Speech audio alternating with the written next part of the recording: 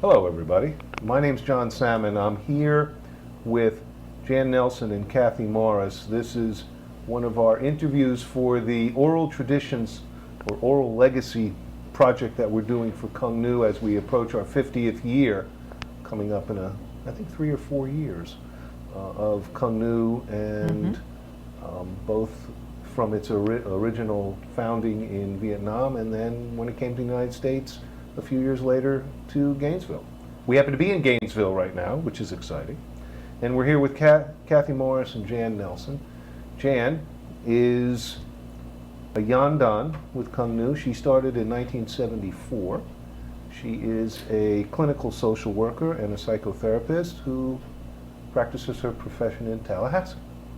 Kathy started in Cuong Nhu in 1976, is a Gainesville resident, is a Nidan, and here in Gainesville she's a businesswoman and an artist, and we're happy that both of you are here. Thank you. Let me start with you, Jan. Okay. Talk to us about your first contact with Cuong Nhu, what attracted you, why you joined, and this is open mic, so whatever Okay. you want to share is good for us. Yeah, well, as the story goes, I moved into Murphy Hall at the University of Florida, and there were some girls on my floor that were dressed in gis, and they said, hey, there's this karate club, and it's free. Free's a And good thing. Free was good. And I was a fairly athletic kid, but I'd had some knee problems as a teenager, and I went ahead and tried out for the volleyball team, did not make it at the University of Florida. And so I saw these people with gis, and they said karate, and I said, well, that sounds interesting, let me try it out. And I ended up showing up on the very last day that they were taking students, which was a Friday, probably right around this time, early October, in the fall of '74. And I just walked in, and there were 200 people in 200 my people. beginning class, which we called the Samurai class. And I just remember the push-ups going, I can't hardly do any push-ups, but one of the things that was happening that drew me right into it was just this camaraderie and the spirit of everybody doing this together. And what had happened was O Sensei had left and gone to Vietnam, back to Vietnam after getting his degree in June of that year. And he had designated Master Lop as his chief instructor. He was obviously Sensei Lop at the time. And this was the first fall class after O Sensei had built up Cuong Nhu in the US. And there were about 1,500 students as intramural Cuong Nhu Karate Club. Wow. It was an intramural club on campus. Wow. And so we probably ended up with the biggest beginning class, but it was kind of this, East meets West. There was this culmination going on, and I followed the women in gis and went there, and there was... Where was there? There was the Florida Field, which is now called the Swamp, but it wasn't called the Swamp then, it was just the Florida Field. And it was half the size it is now. Well, there was no south end of the stadium. There was just the end of the field. There was a field out there, and we trained out there actually quite often in the south end of the stadium now that they built. But we had free access to the Florida Field, to the Swamp, and that's where we worked out. And I was out there just one evening in early October going, this seems really fun. And what really drew me and really kept me was I was told right away from Master Lop, who was, we just called him Sensei Lop at the time, that Cuong Nhu was not just for able-bodied people. Cuong Nhu was for everyone, and it was open. And because I'd had arthritic knees as a 14-year-old, I'd had knee surgery, I had screws in my knees, I thought, well, maybe even though this is karate and kicking and jumping, I could still do it. And the message that came through was, this is really about building your spirit. And your body's going to wither anyway, so it doesn't really matter. If you have an infirmity, we'll work around it. And that was part of what made me feel at home, that I could actually do this and work with my own handicap to become a martial artist. I want you to know that has not changed. My instructor, Bill Ceccarini, wears braces on his legs, and he's a Sandan. Yeah. It is not anything, anybody can come. It's a style that deals with our spirit, not necessarily our defects, for Right, whatever you want and to it was call really about building the spirit and the message, of course, at that time, 74, it was very, embracing Eastern thought, Eastern ideas, and body, mind, and spirit, yoga, meditation, all that stuff was infusing itself into the late 60s culture, and Cuong Nhu was really representative of that. Wonderful, wonderful. Kathy, how did you get involved? Well, I was coming off a really bad divorce. And so I was, sorry to hear that. yes, so I was looking for a place of where I could work out, where I could meet people. So I came in from the aspect of I was just going to learn how to, be strong and feel good about myself, get in shape. And of course, as I met Janet, Janet can probably fill us in better on how we met, because there were 200 people probably in my class too. I can remember working out down in the basement of the gym. You remember the name of your class?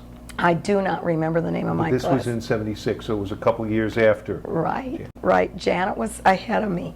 And Sensei Dong connected the two of us up together to start teaching a class. And as Janet so succinctly put it today, forever now, we're sisters, for the whole time. So that's how I started. And basically, what's kept me here is that it filled that void that I needed so desperately to build up my spirit. But at the time, you don't know that. And so you're working out in the techniques and everything, and you learn about the spirit as time goes on. Mm-hmm. It's interesting, Jan, that you were there the first semester after O Sensei went back to Vietnam, and of course he returned. You said 74. He returned in The fall of 77. on homecoming day. Correct. Yes. Homecoming. You mentioned Master Lop. Who were some of the other, if you recall, some of the other instructors back then? Yeah, well, O Sensei had left 12 black belts, so we had the first dozen. And obviously, as Sensei Lop as chief instructor, there were two women, Melinda Chansey and obviously Mary Davis, Master Mary. And then there was Edward Wax and Bobby Ing and John Benson, John Kay. Ed Soroka. Ed Soroka wasn't a black belt Oh, he yet. wasn't? No. And what's the guy from Washington? I'm forgetting him. John Kay. No, I mean Washington, D.C., and he's now deceased. We'll figure it out. That's one of the goals of this. We'll get them all locked down. There's a few that I'm forgetting, but because a few of them left pretty quickly.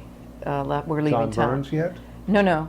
Actually, John was Kathy's teacher. Main instructor. And John was a green belt, one brown stripe when I started, and him and Mike Ponzio together. So There's a set of lifelong yes, buddies. they're brothers, definitely. So they will be on the couch together as well at some point. And the other thing that was interesting about at that point was that because there was these dozen black belts, they had already split off and started schools in Gainesville. So Edward Wax started Tenno Dojo. That's where I went, Okay. with Harry LaCava. Yes, and Harry LaCava and Howie Wax. And then John Kay and John Benson had moved off and started Dragon Gate Dojo. Okay. And then we had the Cuong Nhu Karate Intramural Club. That was before the center ever opened up. And the center opened up the following summer, which was the summer of 75. And you're talking about the center, the old bowling alley. The old bowling alley in Gainesville that we were just at earlier. And that was 75. We moved into that property. Tell me about either of you, that individual sensei or fellow student that had the greatest impact on you as a martial arts practitioner or as a person, or both. Well, obviously I was able to be taught by Sensei Dong because when he returned I was 21, I was a brown belt, and he became my instructor for the next many years. So obviously he was a huge influence on me, and he used to say, Jen Nelson, she got the bad knees. And he would use me as an example of a person that could overcome that. So I was kind of his poster child in that regard, but he was always inspiring me to reach to a higher self. The other person I would have to say, because there has to be two, and that's Mary Davis. Her first class as a Shodan was the following spring of '75, and Mike Ponzio and I were the senpais in that class. And if anybody knows Mary, they know that the depth of her teaching and the depth of her spirit was really unparalleled. And of course, she would attribute that all to O Sensei. But between the two of them, how could you go wrong? Before I ask you the same question, Kathy, tell us about your black belt test. Oh, well, I had a very interesting black belt test because at the time, O Sensei was formulating a lot of different things. And when he came back in the fall of '77, he said, I want to do soft style and I want to develop more soft style. And here's Noi Kong. And he started. Is that when he started the soft style? Yes. curriculum? Well, we already had Wing Chun, we already had Aikido and Judo, but that was when he started the new curriculum, new 1, new 2. He was still putting those together. And he thought because I had bad knees and that I had done some Tai Chi that I would be very open to it. And of course I was, and I was taught by him privately, and he tried things out on me just like he did the kids. But Your black belt test. my black belt test was this.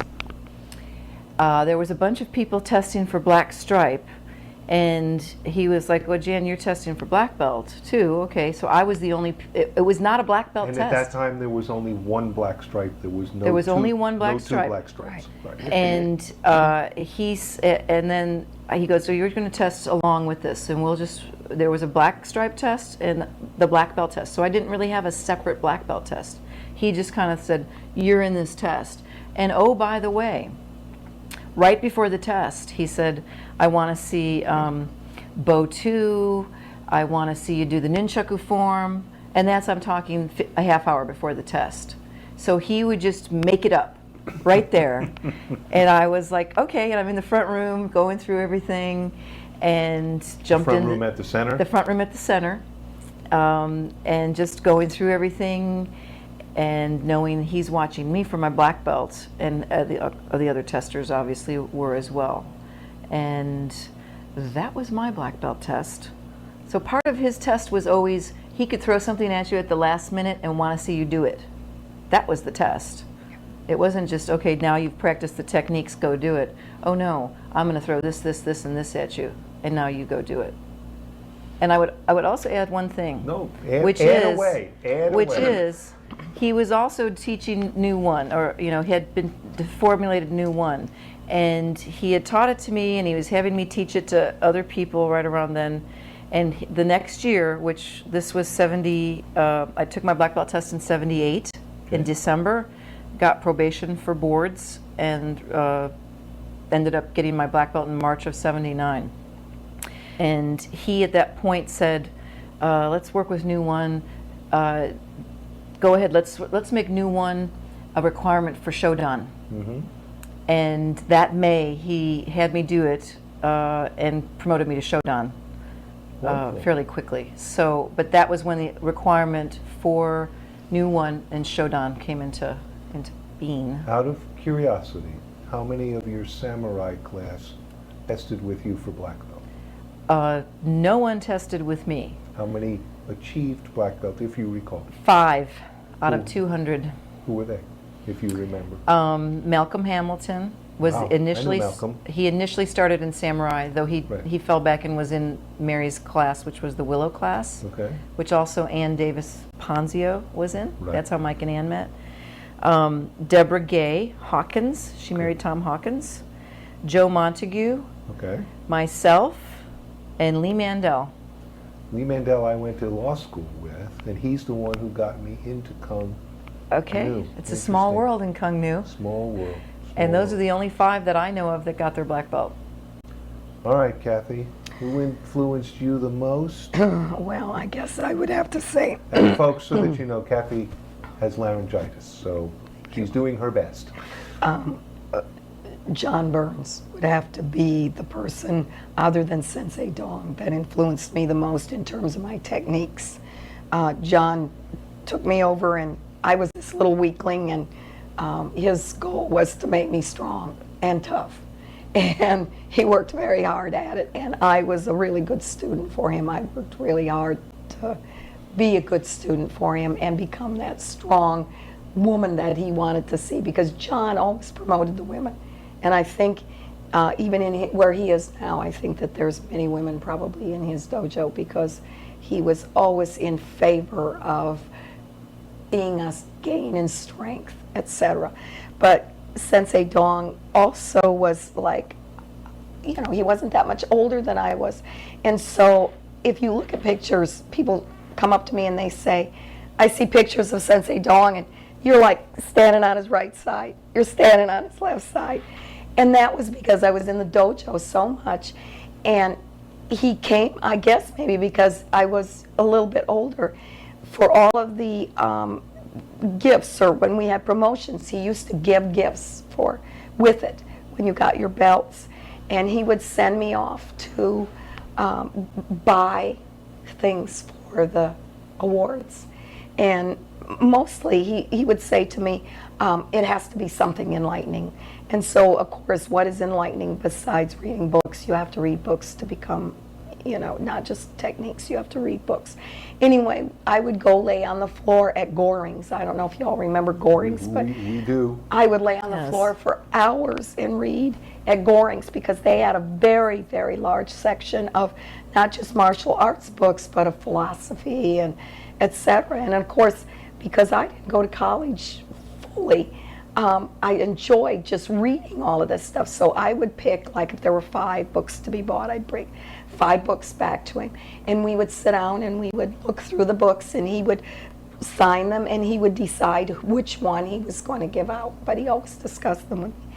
So I have a, what do I want to say? I have a connection to him in terms of his speaking about us growing emotionally and being enlightened and being aware and enlightened through books. So that was my memory of him. Your black belt test. Oh my, I can't remember who all was there, but I certainly do remember it. Sensei Dong gave it, and it started at, like, I don't know, 9 o'clock in the morning, and it went until like 2 or 4 in the afternoon. It went on forever. It was the largest black belt test I think that we had had up to that point. Oh, okay. How many? I don't remember, but I know. More than 10, less oh, than 20? yes, at least 20. Okay. Wow. Oh, it was huge. Donald Grassmuck. Anybody and remember anybody who was in the test with you? Oh, yeah, Donald Grassmuck was in the test with me, and Miguel Estrada? Miguel Estrada was there. Who else? I don't even remember anymore. Ulysses? Oh, no, Ulysses was ahead of us. No, Ulysses had just I'm gotten just his thinking of- brown belt. Oh, was he? Okay. When I first started, he had Okay, just yeah. gotten a brown belt. Yeah, so he was. So I met him as a green belt, though. Yeah. Anyway, I just remember going through this entire test. You know, we did the sparring, we did everything, and at the end of the test, when Janet was talking about how he would throw something at you, he set up a chair, and he had somebody hold a board on the other side of the chair, and you had to do a flying kick and break the board. And I just remember, like, thinking, I'm in the back of the line and thinking, how am I going to ever be able to do this? This is just not going to do. And somehow, from somewhere, I was able to do it. I did it.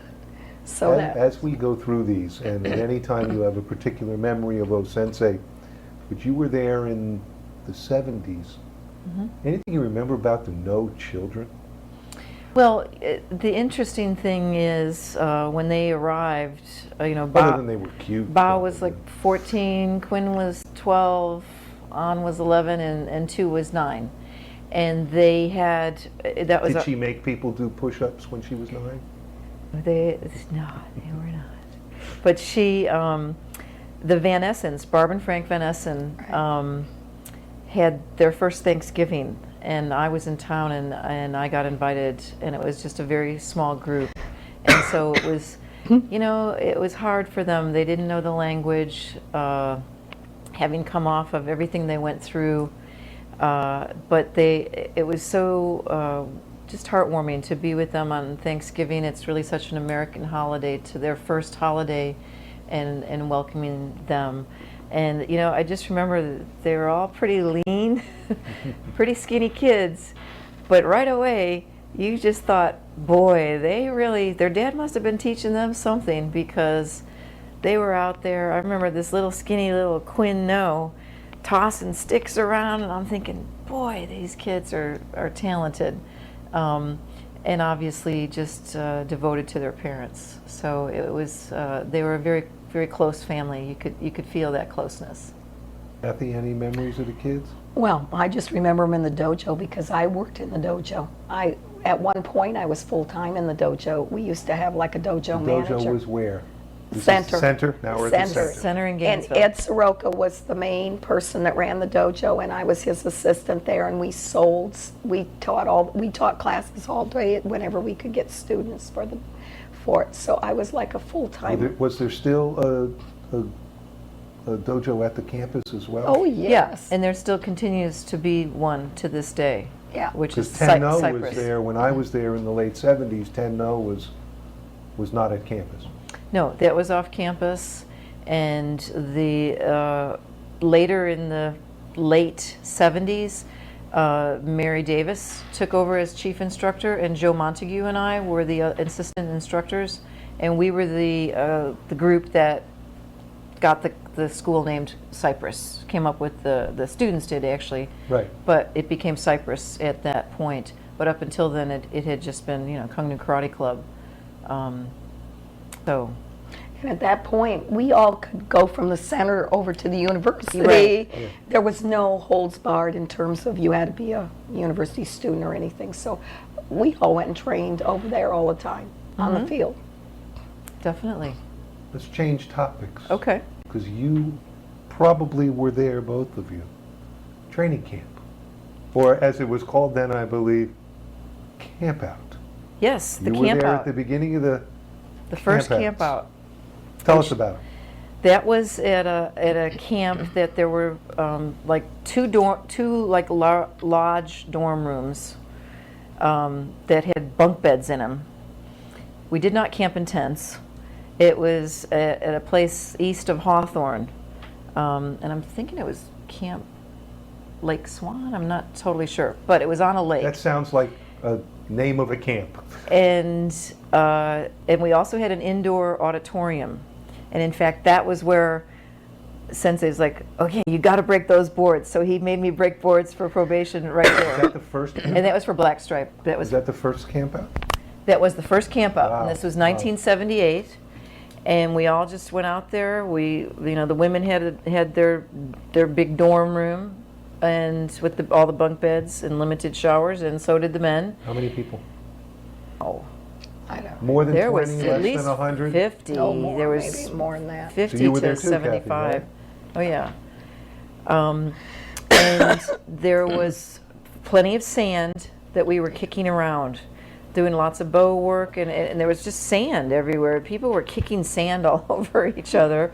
Interesting Lots of memory. bugs, and but it was our first camp out, and so it was like an experiment, and we stayed overnight, and people loved it. Campfires, s'mores, marshmallows? No, all we that didn't do stuff? any of that. We were indoors in the evening doing some demos, and there was a stage in there. That's when as I mentioned, broke boards, and I did break. And Sensei said, you better break those boards. I was okay, I will. But that was just for one Black Stripe. We had promotions the next day, so it was a 2-day camp, Saturday and Sunday, and that was it. So I remember swimming across the lake with somebody, and we swam. We had time off. It wasn't as rigorous, you might say, though we did start bright and early in the morning. That was Defined as? getting up at 6 and being out there like 7. Yeah. Yeah. And then, and a lot of people don't know this because they think it's an annual camp. We did not have a camp the next year in 1979. And as I mentioned, that's actually when I got my Shodan, and that was in May of 79 out at Hume Hall at the University of Florida. We had our regular quarterly picnic, is what we called them, the picnics. and there was no camp out that year. And I was promoted at one of those picnics to Greenbelt Okay. right after O Sensei came back, because if I recall, there were some issues, call them politics for lack of a better term, for about a year or so before O Sensei came back from Vietnam. Mhm. And so they had a Greenbelt test with 100 of us taking a Greenbelt test in the center. We did our katas in stance. You couldn't move. Wow. So it was, I remember that. Your memories of your first camp out? Not really. It's been too many years have passed for me. How about your favorite camp out? I'm trying to recall. How about Jacksonville? No, the one I want to talk about is the one where Sensei did the kata.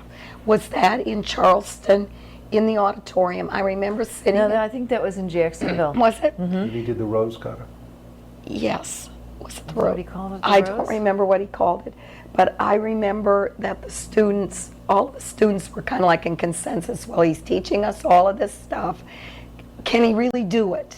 Right. That was the big never thing. seen him do anything. We've never seen him do anything. The okay. answer is yes. Okay, so now he's preparing and we're all sitting there and I can remember waiting and waiting and waiting for him to come out. We were all sitting in, I could And it was see- on a stage, right? It was on Yeah, stage. that was in Jacksonville. That was Jacksonville. Like mid-'80s. Mid-'80s. And Sensei came out and you could hear a pin drop and I just remember him doing that old kata thing. and- Which kata do you remember? no, I mean, It was really a free form. It wasn't a set it's kata. something he made. But he I can did. tell you one thing. What do you remember about that? I just was like in awe. I just, my The whole intensity of it was was, I don't know if I've ever seen it replicated, Me either. duplicated. it was amazing. We try to emulate, You but trying to, yeah. it was, you're like, whoa. That was the one thing Oh. that still sticks in my mind about him and seeing him flowing through it. And he was wearing a white gi with a hakama. Yeah. And I was just thinking, this is amazing. This is totally amazing. I left Gainesville in 78, end of 78, because I moved away after law school. Okay. And so I never really saw O Sensei do anything except one lower block in the center. The floor shook from him shifting from diagonal stance to forward stance. Mm-hmm. And I thought, okay, he knows this stuff. Yeah. It was such a powerful yet gentle person. Well, I want to say something about that, and you may want to edit this out. But- Nothing, oh well. Okay, Sensei, I never saw, I worked in the dojo all the time, so I was there all the time, and he was in and out and during the day sometimes, and then he'd be there every night. And I don't even remember the guy's name, but I remember one student, only one time did I ever see Sensei be upset and angry. I saw him shoot, this kid was in his face, and Sensei had tried to get him out of the dojo, and we had been working out with this, but there was definitely something wrong, and he was challenging Sensei all the time. And Sensei threw him from here to where you're standing Oh, we're not editing up that. against a wall.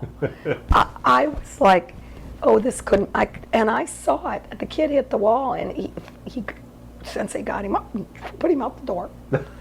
I will Don't not- think he came back, do you? Oh, no, he never came back because that- it was an amazing, that was when I kind of got a whole different idea about what Ki was about. Training camp now has 500 people at it. Grown, obviously. It's international. Thoughts on what now IATC training camp has become Well, from two people who were there at the beginning? It still hasn't really changed because what it still Food is better, perhaps. Food is better. You're not outdoors, whatever.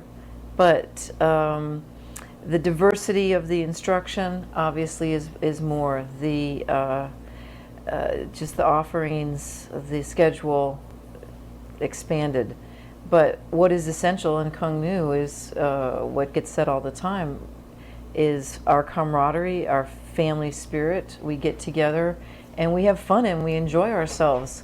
And then we are one of the only styles that I know of that puts together a skit night, and then we mock ourselves mercilessly. The Grand Master will allow other people to wear his belt. Yes. That to me has always been. And make jokes about him. And make jokes about himself. Yeah. Yeah. So, I mean, and that's part of, there it is. I mean, we laugh together, we cry together, we train together. It's, Master Quinn says it now, Grandmaster Quinn, and so the essence of the camps never really have changed, because the family element has never really gone away, and just spirit of Cuong Nhu, which is really the legacy of O Sensei. How many Cuong Nhu romances do you guys know, and weddings and marriages of Cuong Nhu? Oh, I thought you were talking personally. No. I'll get to the personal later. No, I mean, how many have you seen over the years? There's so many couples. Hawkins. Yeah, Mike and Ann Ponzio Yep. was one of the first. Bobby and Ricky Kay. John and Carolyn. And John and Ricky. Yeah. It's amazing, isn't it? I mean, you think John you think, and Bobby Benson. I mean, Right. Yeah. Yep. And John and Ricky Kay. Yeah, I mean, and it just keeps happening. And in fact, my husband to be took Cuong Nhu, but he told me later it was just to kind of get close to me, and and Master Mary was his teacher, so he got to know Mary right from the start too. But yeah, many romances, definitely many babies too. Yeah. Come along with that, and now they're grown and. Funniest carrying on. Cuong Nhu story. Well, I was thinking about this because I'm not really good with jokes and funny things, and some people make jokes and I don't even laugh at them, as you might have noticed. But Memorable Cuong Nhu I really story. got razzed badly. So, and Doesn't have to be it was you. pretty funny. It was pretty funny because I was really, I think it was the first, if not the second, but it was Mary and I, editor of the Dragon News. And I did it a few times. And it was done on a typewriter back then. Yeah, did it on a typewriter, late 70s. For those of you who don't understand, that was a manual machine that allowed you to put letters onto a piece of paper. A lot of cutting and pasting. And I picked up doing it because I was on the board of directors. And then along came word processing. And so in the later part, in the 80s, I came back again and I was the newsletter editor again. And I gave it to somebody. They did all of their work on it. I guess I didn't proofread it too well. And oh boy, O Sensei came into class one night with the newsletter, and he said, "What is this? Marital arts." Well, we just talked about that. Marital arts. Okay. Hey, so that's he part of our knew legacy. What was going on here? And I was like, "Oh no!" And he goes, "Yeah, don't ever just do it by yourself." And I was like, "Well, I was thinking my husband proofread it. The person was doing it." But yes, so I got razzed for years, and in fact, somebody still said to me recently, "What about those marital arts?" So that's my little funny story, and he didn't think it was too funny, but I actually kind of got a kick out of it. So watch out for that. I don't have any funny stories. All right. Most poignant, touching story, and there can be more than one. Yeah, there's a few of those in a way, but the personal one I would guess is when I got challenged by my knees when I was training, and my knees were starting to fall apart, and I used to love to free fight. And and I'm a pretty big woman. I got trained by a lot of big men, and I was kicking it really hard, believe you me. And using that bias that we saw today at the dojo, where men think, "Oh, it's just a girl." Boom. Okay. Yeah. Oh, yeah. What? Oh, boom. All of a sudden, you're two up. Okay. So watch your attitude about when you're fighting with women. But what happened for me is I started to get very discouraged because I really couldn't free fight anymore. And Sensei Dong pulled me aside and said, No, Jan, you're seeing it all wrong. You, in fact, are all these people here that are able-bodied. They see it just one way, but because you are not, you can adapt, and you, in fact, have your imagination, and you think out of the box. And that, in fact, is an advantage for you, and that's going to take you very far. And what do you teach us now? What are you most known for teaching us now? What you teach today? I taught tension form, Noi Kong, The inner applying strength? center, The inner strength? inner forms. strength, the inner strength forms. So O and- Sensei was right. Yes, yeah, he was right in very many ways, and it was really the first person that kind of bent my mind that way and said, no, you're thinking too tightly, it's not prescribed. Think a different way and open your life up to it. And in fact, it's helped me expand taking Cuong Nhu and bringing it to social workers, because I teach social workers personal safety and self-defense. And I wouldn't have done that. I wouldn't have thought of just, oh, here's women's self-defense. Now, why don't I just teach social workers, or let me specialize? Because he helped me think outside the box and said, no, you have an advantage that people don't have. How special. Yeah. What is the most, well, now I'll pick you up with this question. The most important element of For me, for you? it's the model for everything that I do. It's the model for my business. It's the model for my life. I don't separate myself from Cuong Nhu. Janet and I were talking about like this, everything that I kind of do in my whole life is framed through my experience in Cuong Nhu. So I guess I am Cuong Nhu. What philosophy meant the most to you, or means the most to you, if there is one? Are you talking about the code of ethics? Or the philosophies? Oh, well, I just move words around for, like, through dedicated daily practice, the student increases his spirit, stamina, and more character. And I just say the student of life, or self-confidence, self-control, modesty, and a non-defeatist attitude are the mental keynotes for a person living in this world. And let's see, what's the first one? I love the first one. Serve the people. Yeah, the student should strive to improve. Well, the business person, if you want to put it that way, should strive to improve themselves and their abilities in their work in order to serve the people. And so everything that I do, I've reframed through Cuong Nhu.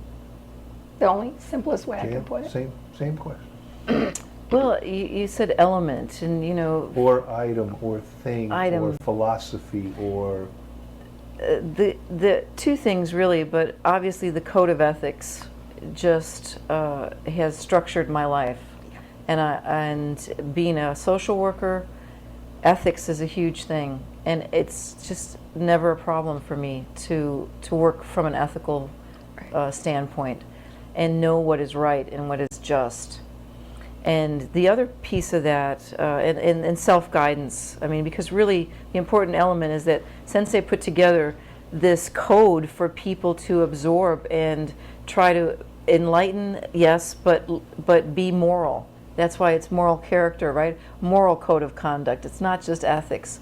And improve morality.